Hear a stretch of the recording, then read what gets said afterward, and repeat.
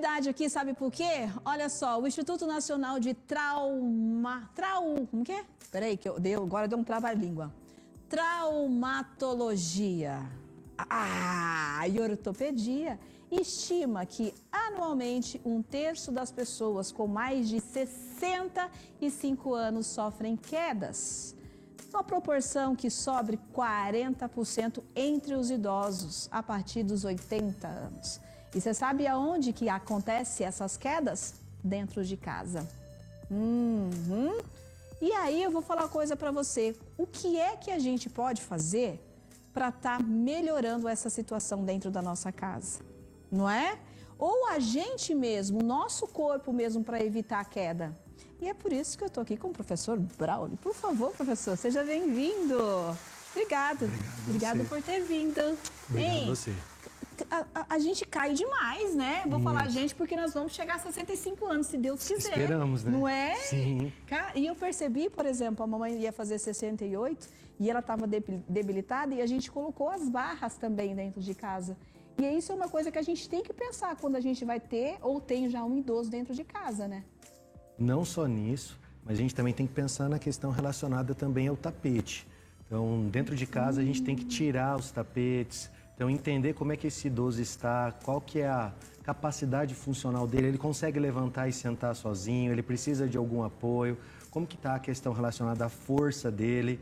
Então, tem toda uma avaliação para a gente poder direcionar e prevenir as quedas. Dentro de casa acontece muito, é o maior lugar e a gente tem que pensar nessas questões também. Você viu que eu fiz careta na hora que você falou do tapete, né? Sim. Porque eu acho que eu, como a maioria das mulheres de casa, a gente adora um tapetinho.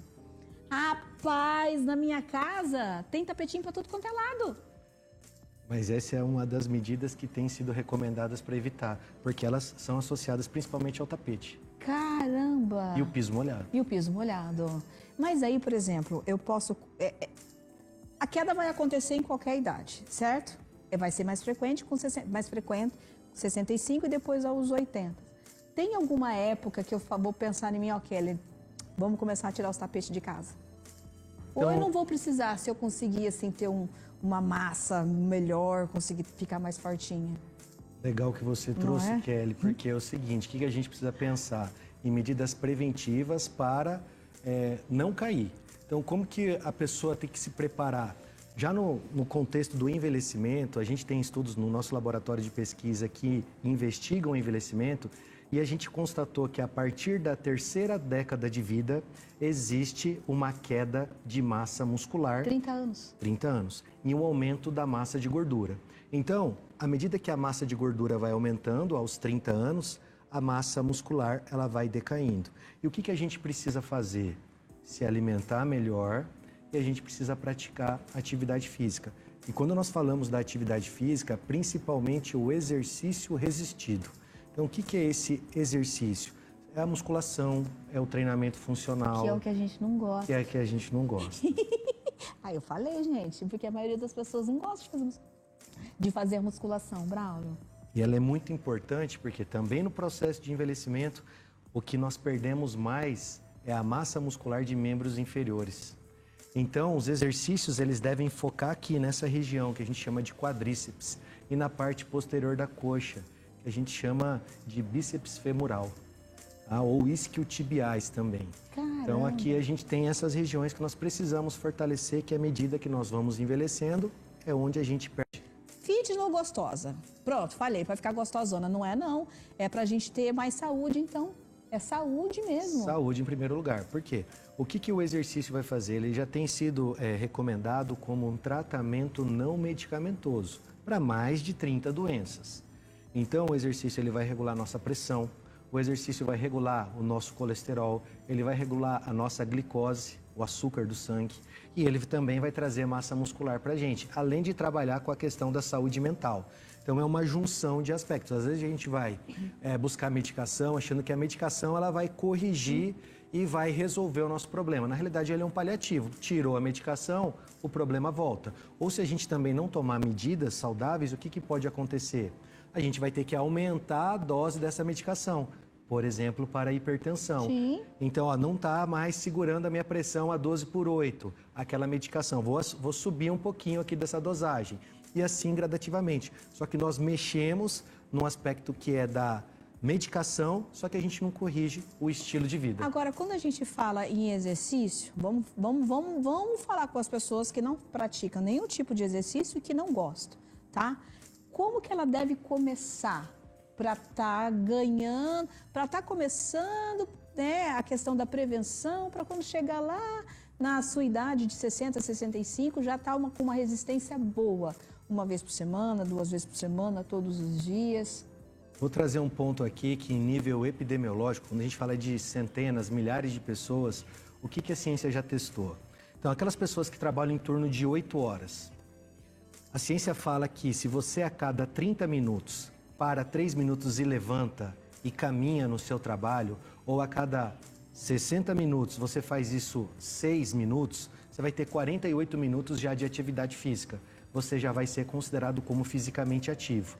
Então, é quebrar esse tempo sedentário, tempo sentado que nós ficamos e levantar ao longo de 1 hora, 6 minutos. Então, conversar com o seu colega, não ligar lá no ramal dele, ir até ele.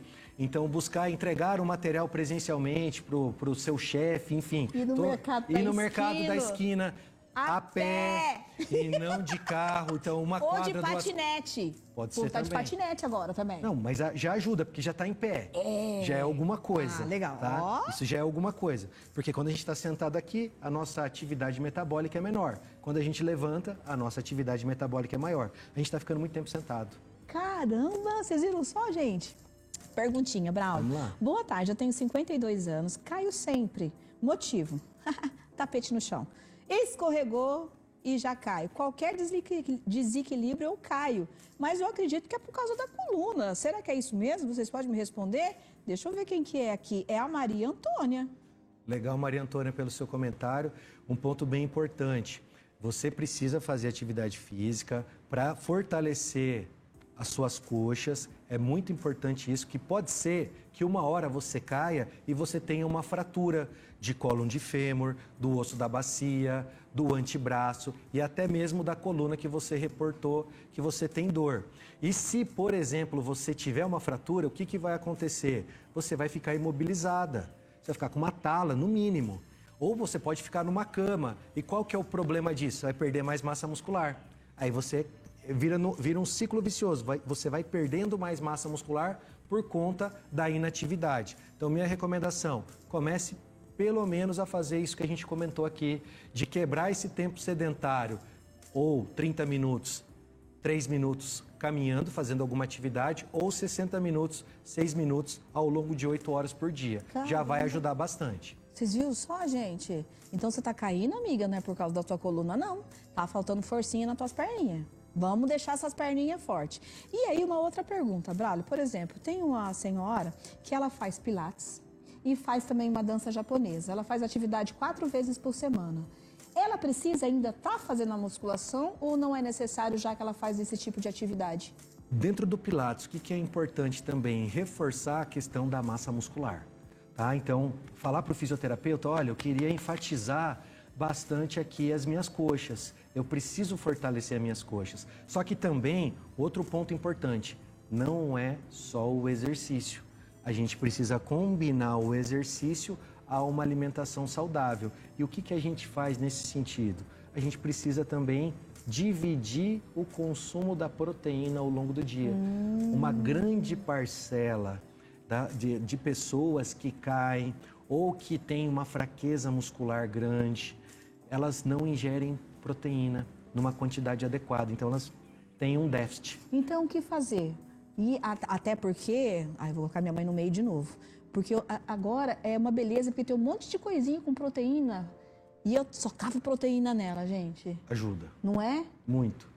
Ajuda. Então é interessante não ficar em jejum muito tempo, Tá? Então, um ponto importante, às vezes as pessoas fazem só 2 refeições. Isso não é interessante, principalmente quando a gente fala para o idoso, porque o que ele vai perdendo? Ele vai perdendo as papilas gustativas. Então, à medida que ele vai perdendo também o apetite. Não tem vontade de comer. Não tem vontade de comer. E ele também tem o seguinte, as enzimas digestivas que fazem digestão da proteína, do carboidrato, do lipídio, que é a gordura, também elas vão diminuindo. Então, a nossa absorção no decurso do envelhecimento também fica prejudicada. Então, é interessante não ficar em jejum muito tempo, fazer um fracionamento. Vamos fazer 3 ou 4 refeições por dia, que essas refeições contenham a proteína. De manhã, por exemplo, o ovo.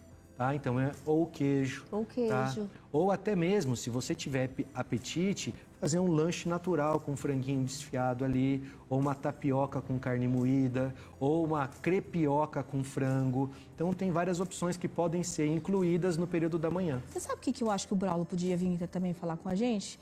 Para trazer, por exemplo, trazer essas dicas que ele está acabando de falar com a gente, Zane, e trazer também uma nutricionista. Sabe por quê, Braulio?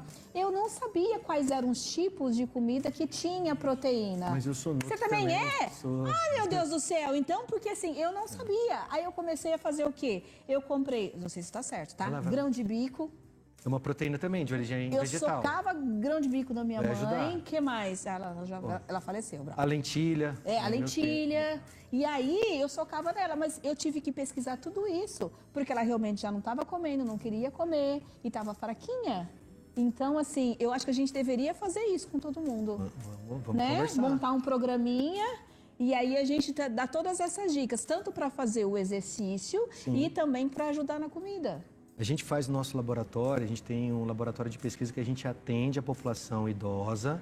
Tá? A gente tem grupos que vêm gratuitamente até a universidade, na Unicesumar, o laboratório LIPS, que nós atendemos um grupo das 7 às 8h30, outro grupo das 8 às 9h30, outro grupo das 9 às 10h30. As inscrições vão abrir agora, em junho. Ai, tá? gente, olha só. E esse projeto totalmente gratuito, então eles têm orientações nutricionais, tem aulas de psicoeducação, então controlar o estresse, controlar a ansiedade, controlar a depressão, sintomas depressivos, trazer sentido para a vida. A pessoa, às vezes, ela se aposenta, ela perde o sentido para a vida. Então, tudo isso vai estar ligado com o que ela vai fazer depois. Às vezes, ela perde o apetite, ela não quer se exercitar, mas não é porque ela não gosta do exercício, é porque ela não está bem consigo mesmo. Então, é um ponto importante para poder fazer esse ajuste e a gente passa todas as informações. E o autocuidado. Então, a gente trabalha muito com autocuidado. Então, tem uma equipe de enfermagem que fala sobre a automedicação, sobre, por exemplo, risco de câncer. Eu tive uma ideia. Vamos lá. As aulas começam... Agora, já está rolando. Começou já no primeiro semestre agora. E vai abrir outra turma? Vai abrir outra turma agora em junho. As inscrições abrem em junho para a gente começar no final de julho. E se a gente fazer essas aulas, videoaulas, para a gente trazer para o programa? Pode fazer, vamos fazer com o maior prazer. Não é? Com o maior Porque prazer. a gente vai atingir mais gente. Vamos fazer. Vamos fazer, Braulio? Com certeza. Então tá combinado. Gosta sim, porque a gente tem que ajudar todo mundo de uma maneira específica, não é mesmo? Então, professor Braulio, muito obrigado pelo carinho. Agradeço. Obrigado mesmo, obrigado. tá? Não, mas você já vai voltar.